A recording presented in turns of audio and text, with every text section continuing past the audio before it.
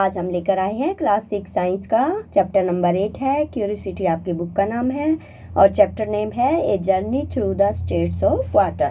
तो different states होती हैं वाटर की, सॉलिड, लिक्विड, गैस, उसके बारे में हम यहाँ पर आज डिस्कस करेंगे अपने एमसीक्यू के थ्रू। तो क्वेश्चन नंबर फर्स्ट देखिए, which of the following factor increases the rate of evaporation. जो रेट ऑफ इवेपोरेशन होता है, जो पानी जो है आपका बेटा भाप बन के उठता है, उसको हम इवेपोरेशन कहते हैं।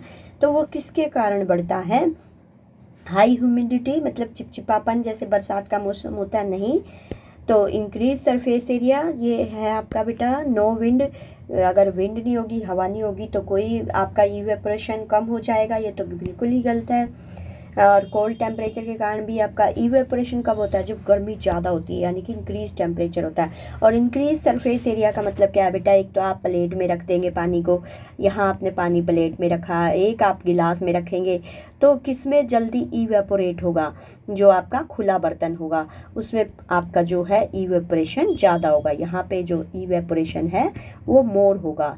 इवेपोरेशन आपको याद रखना है बेटा, सरफेस एरिया ज़्यादा होने पे ज़्यादा होता है, ठीक है। यहाँ पे मोर होगा और यहाँ पे इवेपोरेशन लेस होगा, ठीक है। नेक्स्ट क्वेश्चन है आपका, why do clothes dry faster on A windy day. तो जब हवा चल रही होती है, तेज हवा होगी, तो उसमें क्या होगा? इवेपोरेशन ज़्यादा होगा। तो विंड क्या करती है? Increases the evaporation rate. Wind मतलब हवा। Next question 3, what happens to the mass of cold water in a glass। जो गिलास में ठंडा पानी होता है, when condensation occur on the outer surface। जब कंडेंसेशन अकर करेगी आउटर सरफेस पे, ये क्या मतलब होता है बेटा? जैसे आप फ्रिज में से बोतल निकालते हो या गिलास को निकालते हो, उसके आसपास क्या हो जाती है?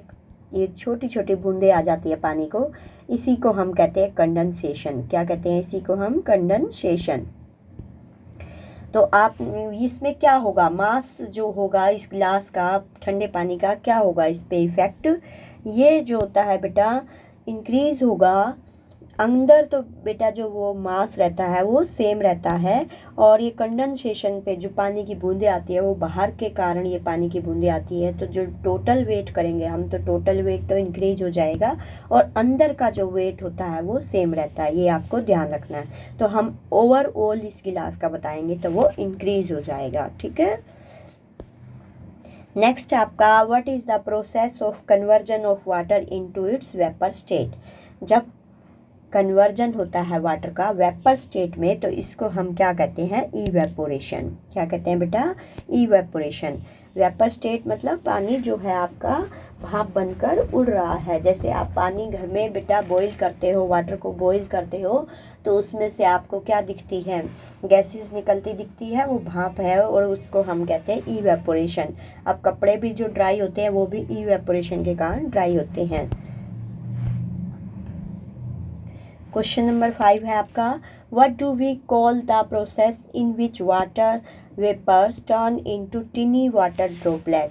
तो टिनी वाटर ड्रॉपलेट अभी आपको बताया था, क्वेश्चन में आया था हमारा। उसको जब कंडेंसेशन अक्कर करता है तो टिनी वाटर ड्रॉपलेट हमारे गिलास के चारों ओर आ जाते हैं। इस प्रक्रिया को हम कहते हैं कंडेंसेशन।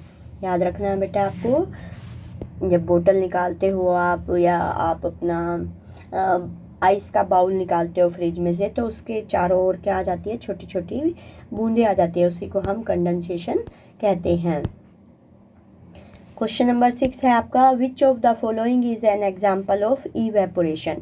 इवेपोरेशन का क्या एग्जाम्पल है जिसमें क्या होगा? कुछ सूखेगा जल्दी से। तो ये देखिए, आइस मेल्टिंग नहीं होगा।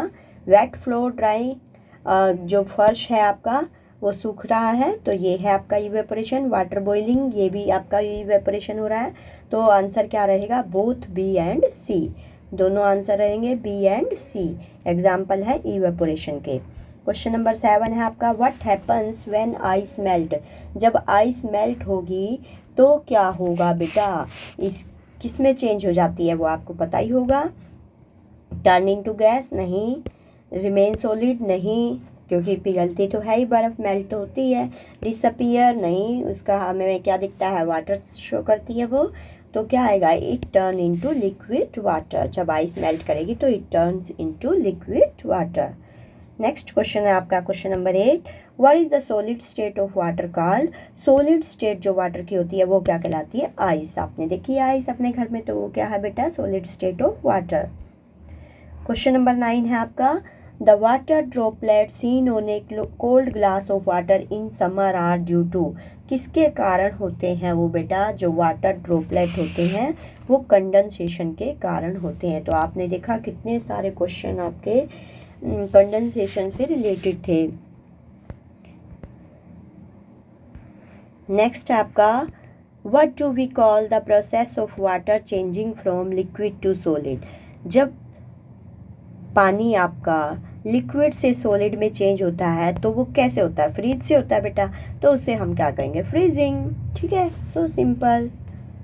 ओके बेटा, बाय बाय। नेक्स्ट वीडियो में फिर से मिलेगी आपकी सुदेश मैम। बाय बेटा।